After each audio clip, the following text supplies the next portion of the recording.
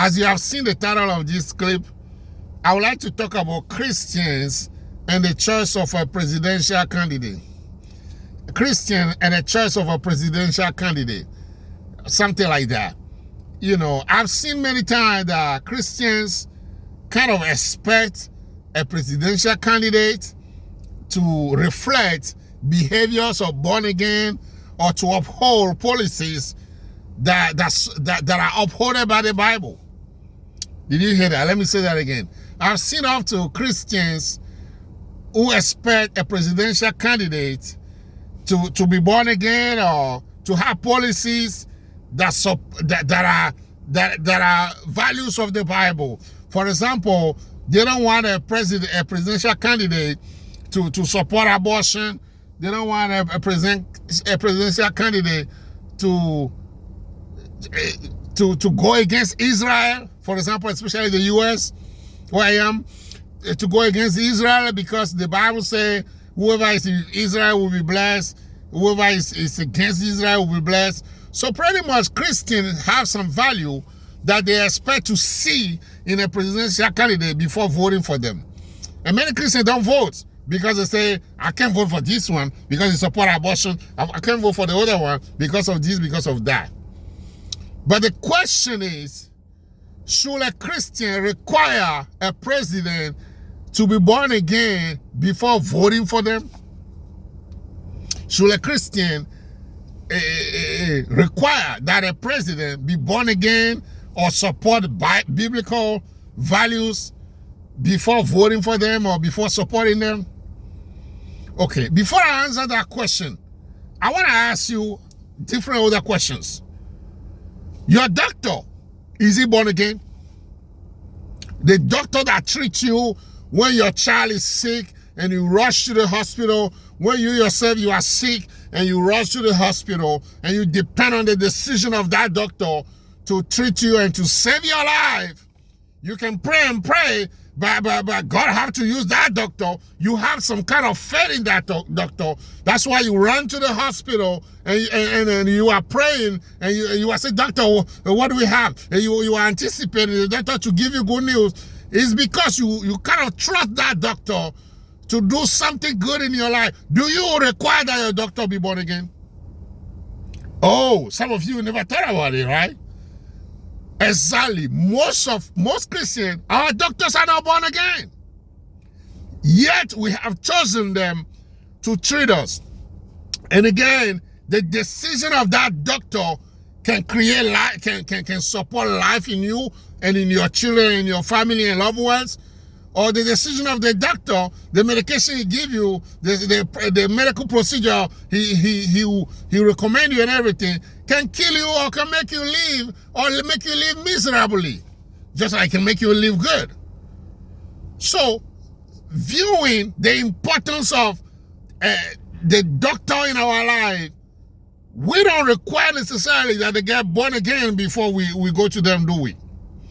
What we choose is we choose a doctor that knows what to do, that have a good reputation, that have a good review, that when we are sick, when we have a health problem, that doctor know what to do in order to treat us well and for us to get well. Isn't that what we do?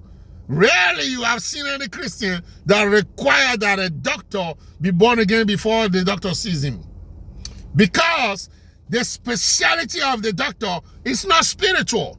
The speciality of the doctor is not like a pastor, where you require a pastor to preach to you while he's living and all that. So you choose a doctor. You don't require the doctor to be born again. But why is it that you want, okay, what about your boss? Your boss, the place you work, most Christians don't work in a place where the leader or the owner of the company, the manager or the founder of the company is born again. Most Christians don't do that. Because most Christians are not rich. Most people don't have money. Most Christians don't own businesses and all that. So most of us, we work for somebody who is not born again. We work for somebody who don't have biblical value.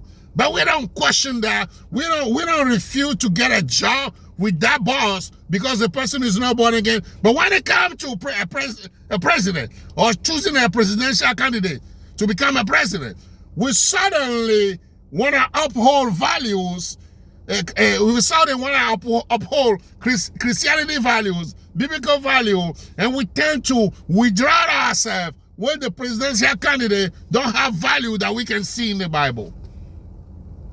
Let me tell you, let me just jump to it clearly. A president, if he's born again, if he support a good Christian value, that's good. But you should not require a president to be born again before you vote. Number one, because you voting, that's your civil duty. The city or the state or the country require you, not require you, they recommend you to vote. You don't have to vote. And as a Christian, the Bible says you should follow the laws and everything. So you should vote. You should participate in the affairs of your country. What you need to learn to do is to separate your Christian value for the social values. Did you hear that? I said what you need to do is to separate your Christian value from social value. What I mean by that is, the society you live in, everybody not going to be Christian like you. Your family, is every member of your family Christians? No, they are not Christians. But do you stop talking to them? Do you stop associating with them because they are not Christian? No, you do not. You still associate with them even though they are Christian. But why is it that when it comes to a presidential candidate, we seem to just be passive towards the process? Just like a doctor, just like a boss on the job, you don't require the boss to be a Christian. You just want him to offer you the job, pay you good money, and treat you fair on the job. The doctor, you just want him to treat me and all that. So that's what you require. You have to apply the same principle to a president. To lead a country, to punish the bad people, to arrest the bad people, to put them in jail, to have a law that protects the civilians or everybody, to lead the military properly, to make sure people are protected, people are not harassed, no sexual harassment and all that, to protect the country against foreign invaders, and to protect the country against domestic invaders and all that. The person does not need to be a Christian to do that. If the presidential candidate is a Christian, good. Praise God. We worship God. Praise God. Hallelujah. Hosanna and all that. But you don't have to require that a presidential candidate be a Christian before you vote for them. I'm so sick and tired of Christians for doing that. Christians are very confused people often. I'm sorry to say that. I am one too. We are often confused. What to do, what not to do, we don't know. What to do, we don't want to do it. What we shouldn't do, that's what we want to do. So let me tell you, when you look at the statistics of most presidents in the whole wide world, most presidents in the U.S., most of them are not born again. Did you hear that? I said most of them are not born again. Let's talk about America, who claims to be a Christian nation, who said the country was based on a biblical foundation. Most of the presidents, most of the leaders, the Pilgrim Fathers, and not the Pilgrim Fathers, the founding fathers of this nation, most of them are not born again. You say, how can you prove that? Oh, they call upon Jesus, they mention God in the Constitution and all that. So that's why you mean born again. You are confused if you think that's what it means to be born again.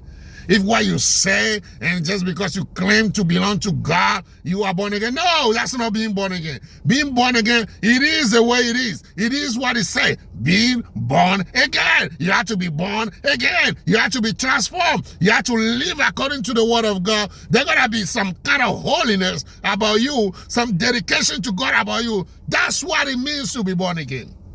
And most presidents of America, or most presidents in the whole wide world, they're not born again. Notice I say more, I didn't say all. They're not born again, but they can still discharge their duties. They can still do what they need to do. And Christianity, if they have a plus of a Christianity, be good.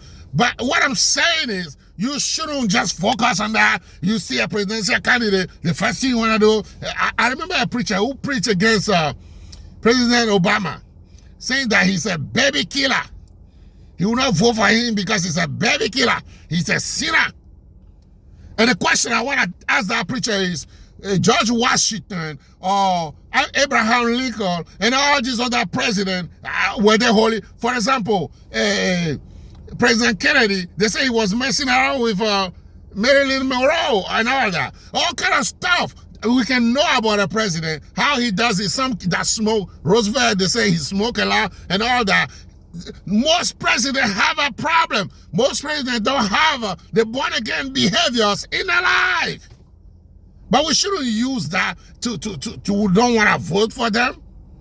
Why? Again, because the duty of a president consisting of getting us protected, having a good economy system for us to have jobs, to have school, to have the military to defend us and all that. That's what it takes for somebody to be a president. That's why you should look at. If the person is a Christian, good. But you shouldn't require that the person be a Christian before you vote for them. Christian, we are so confused and I'm sick and tired of it. You are a human being too. Did you hear that?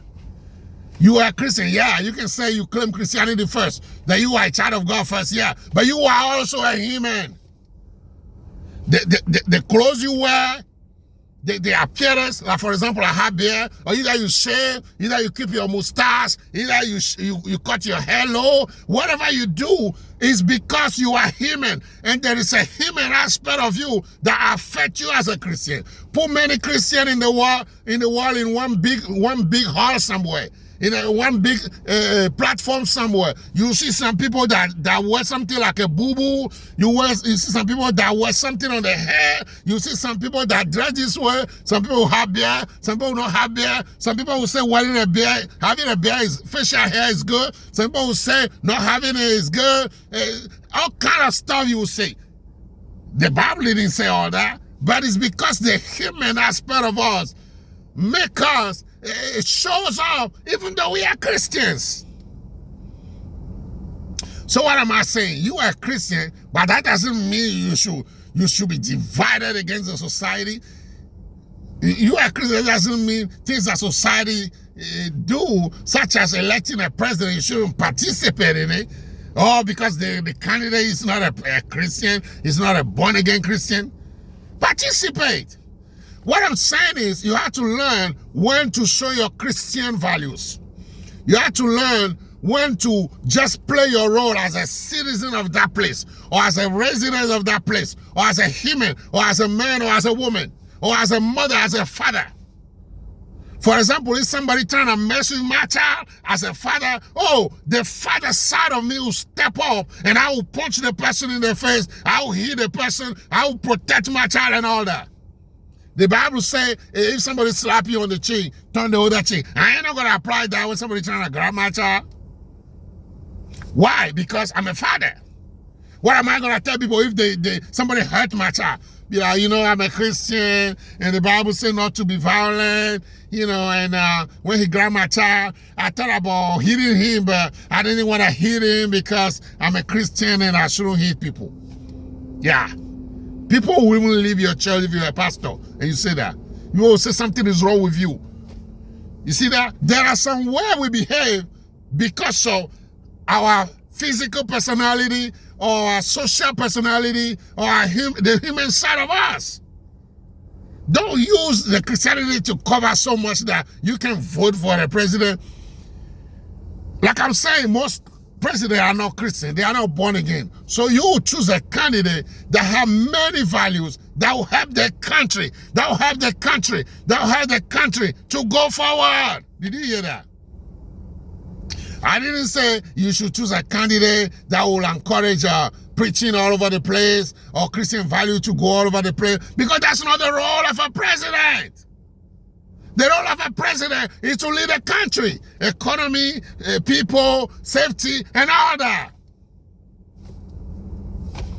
We are so confused, we Christians. We are so confused.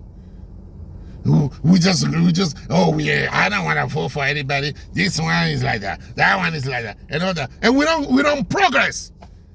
And when people see that about us, people are afraid that becoming a Christian is to become strange. I met a lady, and the lady, I asked her, I said, are you born again? She said she's not born again. I said, why are you not born again? Why don't you? She said she gave her life to Jesus, but she didn't want to be born again. I'm just explaining so you can see how our behavior made people to be afraid of what we preach sometimes. So I said, you give your life to Jesus, but why are you not born again?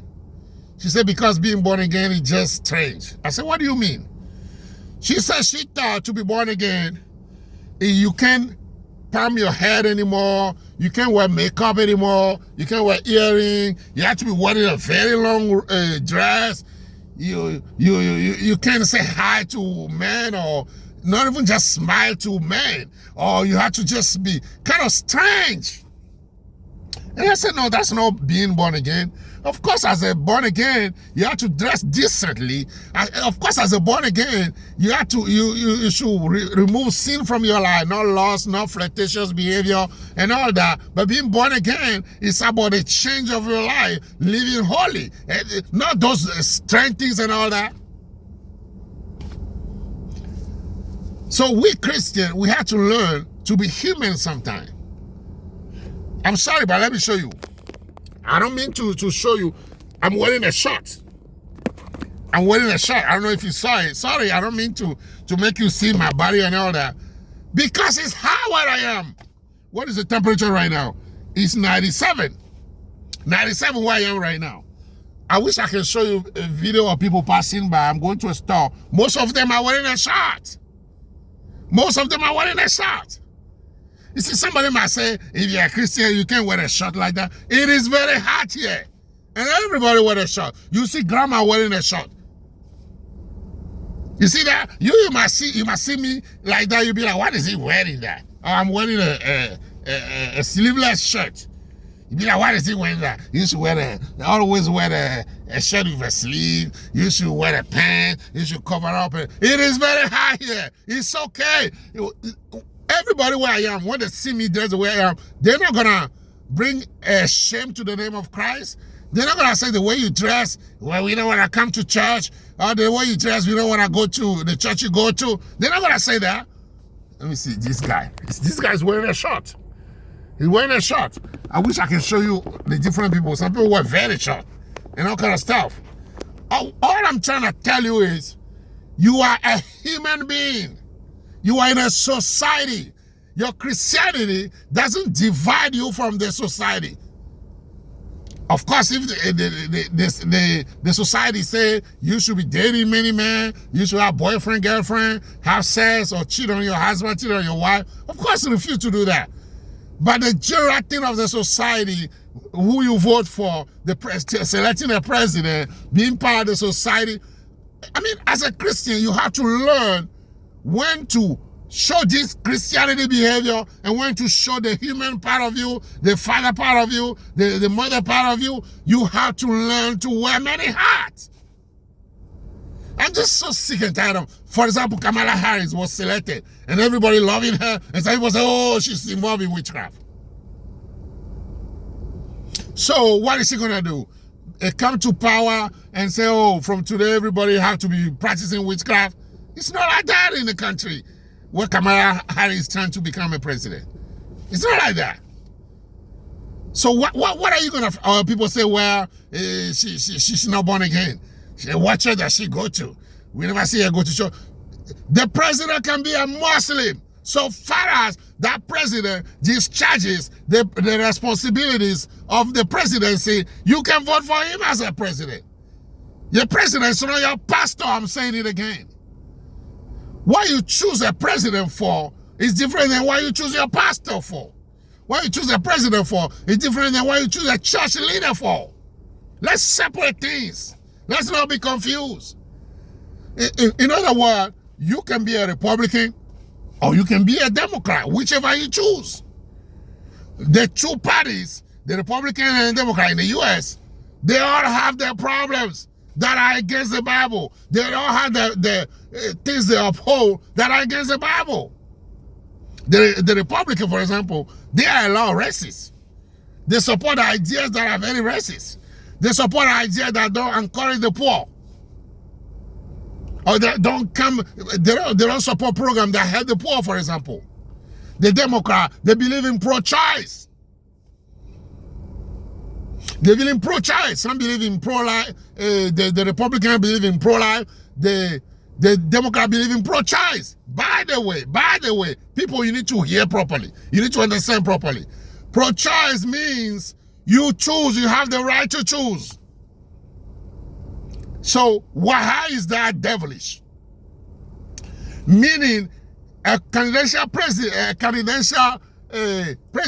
who is telling you that they are pro-choice, they are giving you, the individual, the right to choose if you want to do abortion or you want to keep the baby. How is that wrong? Christianity is not when somebody forces views on you.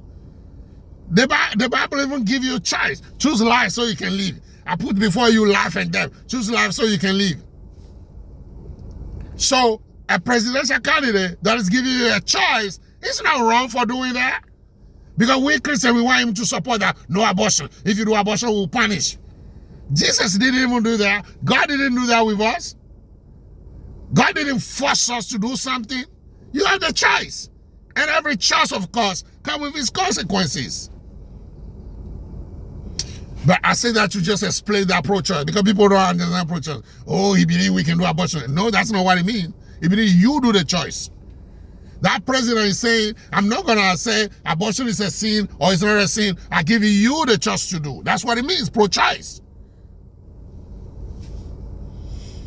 People, so what I'm saying is, you can't just be passive and refuse to vote, refuse to be part of a party because you're a Christian. All these things are things in the world. They are not Christian things. It's hard for it to follow all the biblical principles. Some of you, your pastor is not even born again. Oh yes, I say that.